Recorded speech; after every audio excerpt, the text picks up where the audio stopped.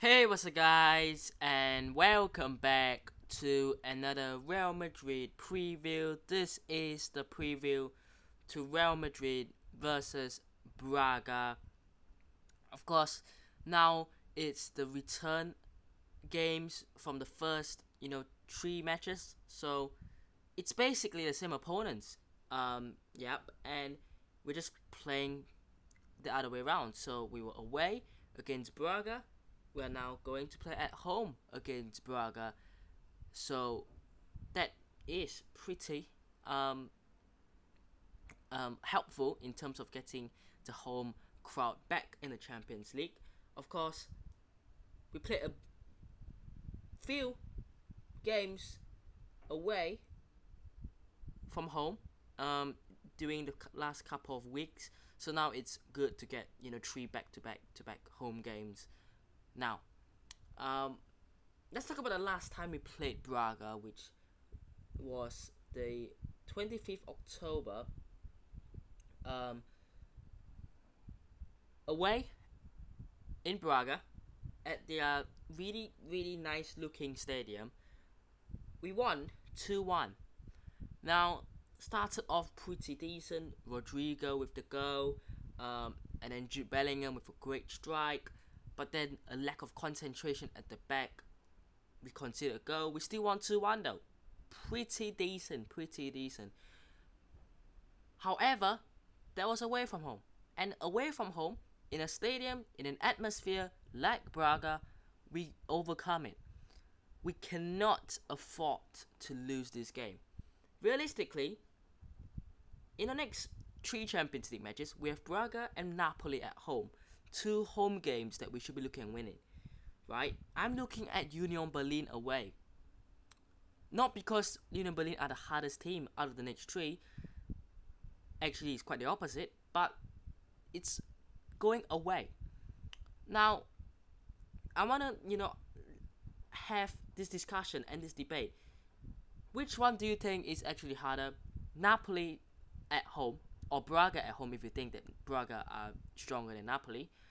But Napoli at home or Union Berlin away. Now, I know Napoli are a great team, but I see Napoli struggling coming away to the Bernabeu. I see Braga struggling coming to the Bernabeu. That's if we put in a solid performance, of course, like we did against Rayo Vallecano. We just weren't clinical. So, personally, Braga, we should be winning this game. We should be winning this game.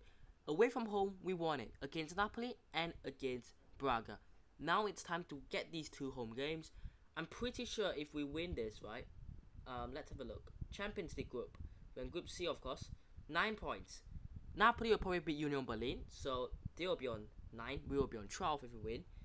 Realistically, if we win this game, we are secured. We are safe into the round of 16. But of course, afterwards, we still have to beat Napoli to secure top spot.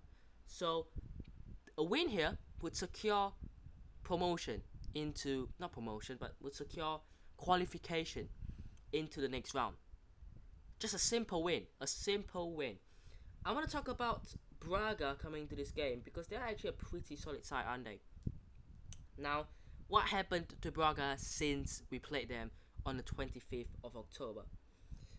Afterwards, the next match they went away against Gil Vicente and they got a 3-all draw, and a red card, and they then drew in. Is it the Portuguese Cup or is it a? That's not. That's not the league. Nope, they drew in. I think their League Cup, if I'm not wrong, the Taça de Liga. I have no idea what that is. Um, Portuguese League Cup. Yeah, it's a Portuguese League Cup. And then recently, just 3 days ago, they played at home against Portimonense and they smashed them 6-1. So, coming to this game, they have won their last game and they've drawn the other two. It should be a pretty, I wouldn't say easy, because it's not going to be easy. It's not going to be, I think, too difficult. But it should be a good game. That's what I'm gonna say. I think it should be a really, really fascinating watch. It should be a pretty good game, and yeah, let's just enjoy it. Um, as for Real Madrid, like I said, Rayo Vallecano last game. Um, I talked about really what I want to talk about in that review, but to sum up the last game, is we played the best we've played this whole season. Like, we have not played this well in that Rayo Vallecano match. But the one thing that we really, really lacked in that game was finishing, was eating your dinner, was finishing up the chances. And we had many opportunities. We had more shots on target than Rayo Vallecano had shots in general. Like, we should have had at least a goal. We should have at least put the ball in the back of the net once. We didn't. We were wasteful. It was a team problem, I think, going forward. Joselu, Bellingham, Vinicius, even I thought Frank Garcia, yep. All these players had chances to score. They didn't. And I wouldn't say we paid for it, because realistically, we only dropped 2 points, and it was a pretty solid draw, and we were not bad. But we dropped 2 big points. Like, you can say it's only 2 points, but every point counts. So, realistically, we want to have that performance. And we can have that performance, especially if we're playing at the Bernabeu. But if you're asking me right now, and I said this in the Rayo Vallecano review, would I rather have a solid performance, very good performance, and draw or lose, or have a bad performance but script a 1-0 win? I would take the latter. I would really just, forget about it. Just take the win. Because the win is a win. The point is the point. We'll just take it. Of course, we want to see good football. We want to see good performances and good results. But we need to work really, really, really hard and work a lot on the performances to get there. We need to work a lot to get both. Of course, right now we are in a stage where we're trying to get there, but the problems in this team, I think, are still there. The striker, where is the striker? Again, we don't talk about it enough. We talk about Jude Bellingham a lot. He's not a striker. Let's get that clear. We've talked about this a long, long time. The striker is still a big, big problem. Vinicius and Rodrigo are not pure strikers. They're wingers. They like to drift to the wings. They like to drift out wide. They create. They score. But they are not strikers. The job of a striker cannot be replicated by an attacking mid. Cannot be replicated by a winger. You just cannot. So, let's just get this straight. Right? Let's just get this straight. So, yeah. The problem is still there. The striker problem is still there.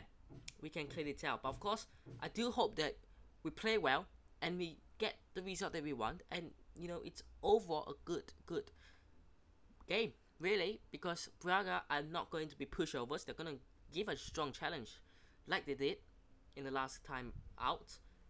And it's going to be a good game. Before I get into the starting 11, I actually got the Rayo Vallecano starting 11 right.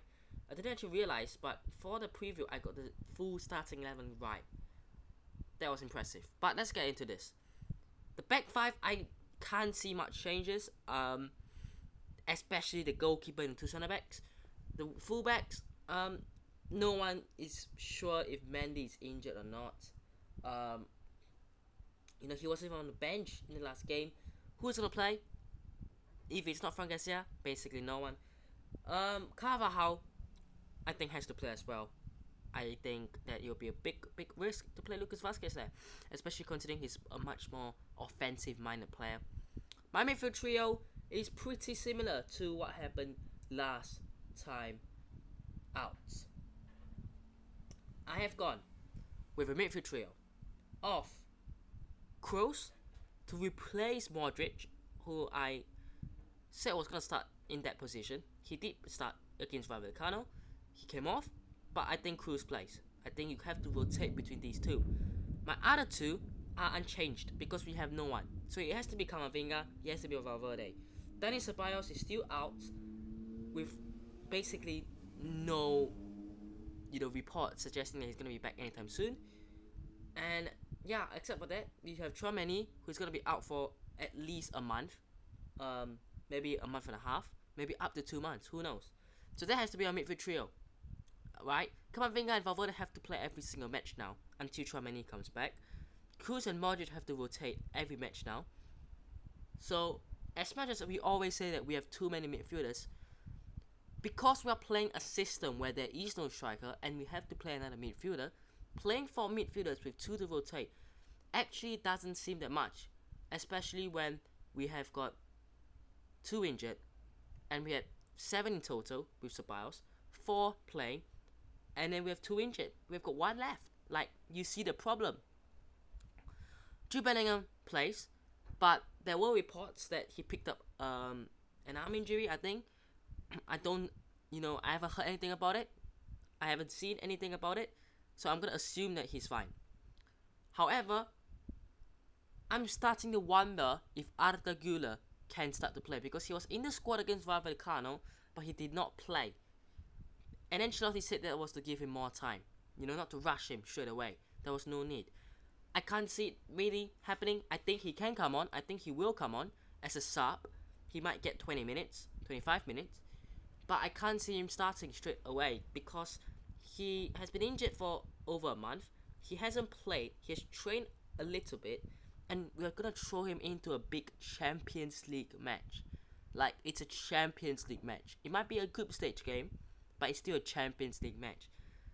I expect Arda Güler maybe to get a start against Valencia in the next La Liga game, but in the Champions League, I just can't see it.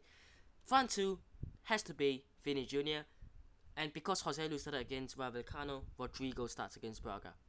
Simple. I'm using logic, and I expect myself to be pretty close to the correct starting 11, because this squad really isn't big enough to have many rotations. So there's that. Score prediction. I'm going to go narrow. I'm going to go 2-1 again. Based on what happened in the first leg, 2-1 should be reasonable. Could be a 2-0 if you can keep a clean sheet. But yeah, I'm going to go 2-1. But let me know what your thoughts are down below. Hope you guys have enjoyed today's video. Hit the like button if you did. Subscribe to the channel if it's on already. And I'll see you guys in the next one. Peace.